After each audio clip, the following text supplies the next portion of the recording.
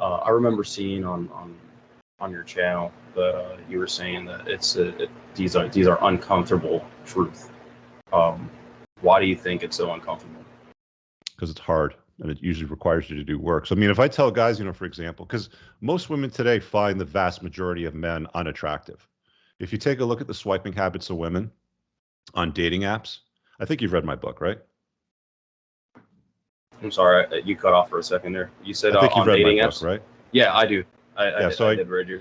yeah, so I cover this part of my book, so this will be, familiar for you. But Mhm. women on dating apps, like even if she's a 3 out of 10, in the looks department categorically, if you showed a picture to a bunch of guys and they rated her like a 3 out of 10, even if she's a 3 out of 10, she's only going to swipe right on guys that she's going to estimate are an 8 out of 10 or better.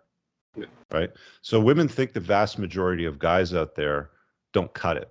Yeah. And then when you tell guys that they don't cut it because their looks aren't right, I mean, what is it? Something like 60% of the North American population is categorically obese, morbidly obese, getting there. Like they've got underlying conditions like diabetes and all the other stuff that comes along with it. So most guys don't look good, to begin with. But if you tell them, to eat healthy and lift weights and exercise and drop the poundage so that they can, see their Johnson when they get out of the shower, sometimes that's too much for them. They don't like that.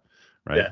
You tell them to get a style. Like some guys are just holding on to scraps, right? I shave my head because why? Like why bother holding on to scraps or trying to, pretend it's not happening? You surrender to it, and you move on. There's a large chunk of the female population that finds bald men very attractive and sexy. Okay, well, those are the ones that I want to appeal to. They don't like bald guys. I don't care. I don't need to deal with you, right? So, like, there's all these comforting lies that guys will start to hear, and they'll jump through all these hoops doing things that they think will get them, results, but they don't. Yeah. And this is what I'm doing. Like I'm unplugging guys from the BS. Like the first step in unplugging is becoming aware of your own BS. The second step in unplugging is starting to become aware of their BS. Okay. Right? And a lot of guys, just dealing with their own internal bullcrap is very, very hard to do because they were told let's just deal with the nice guy thing, like one very small narrow area. Just be a nice guy. Just be yourself, right? You've probably heard that at some point in your life. The advice usually comes from our mothers or some part of society that just says, just be a nice guy or just be yourself, and the right girl will one day magically come along. Yeah. Well, I think that for how I approach that is don't be arrogant, don't be stubborn, learn to be humble, or at least how I approach being. So let's talk about humble, nice arrogance. What else did you say? There was humble, arrogance. What was the third one? Stubborn and kind of like, being the type of person that doesn't examine his own life in a way that allows himself to judge his character and the areas that he needs to improve. Okay. And so let's just hit on those traits, because what you're talking about is you're starting to lean into like dark triad traits is what they're often called, or disagreeableness. But I mean, here's the interesting thing about being more disagreeable, and women on personality traits are more often than not more agreeable, and strong alpha, high testosterone cues men are more disagreeable. And guess what? These guys make more money. They have more access to women, their entire life.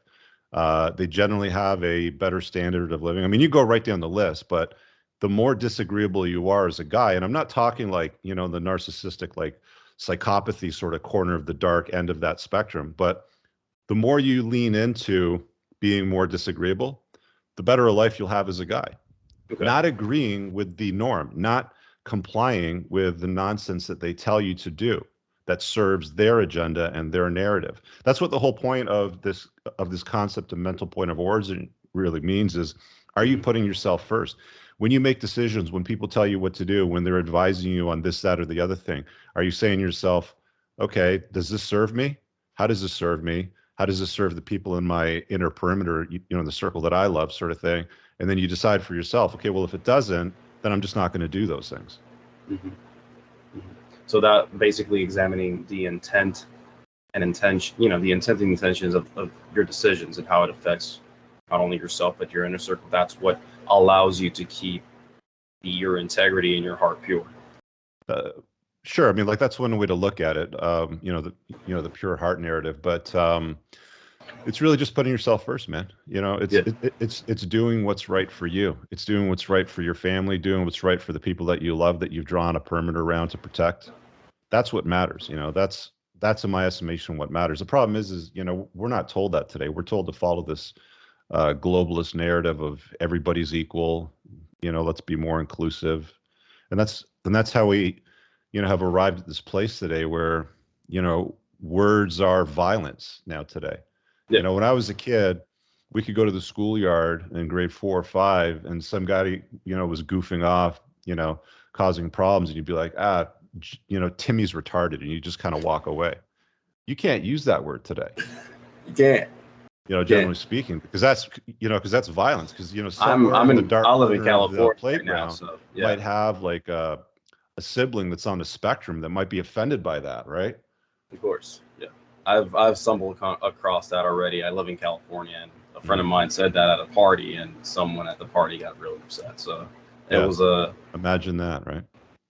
yeah. I can see where you're coming from there, and for me, the reason that I'm talking about the intention of one's heart and being humble and learning not to be arrogant, and I can relate to what you're talking about being on the side of being disagreeable and how that allows you to not align with the lies. If you're disagreeing Yeah, with the just as long as lies, you're not you're hurting focusing on, anybody, yeah, right? for sure, for sure. Like I should have the right to choose to do things as long as I'm not hurting anybody.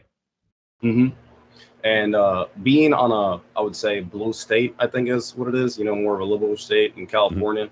I've stumbled across this need to have to be able to socialize with people. I have to have more of an open mind, and having an open mind just forces you to view these realities. But for me, it's all right. How do I accept what you're saying and respect your point of view without it being a part of me? And you know I respect your point of view. I understand what you're saying. I don't agree with it, and that's okay. Just like you said, you do you, I do me. As long as you're not hurting me, as long as you're not hurting anyone, then we're good. um, that is something that I strive for in my life, in terms of being a good guy or a good person, and in terms of how I approach my interactions with other individuals, is starting from the premise of respect first. And the moment that respect is crossed, then then we're gonna have issues.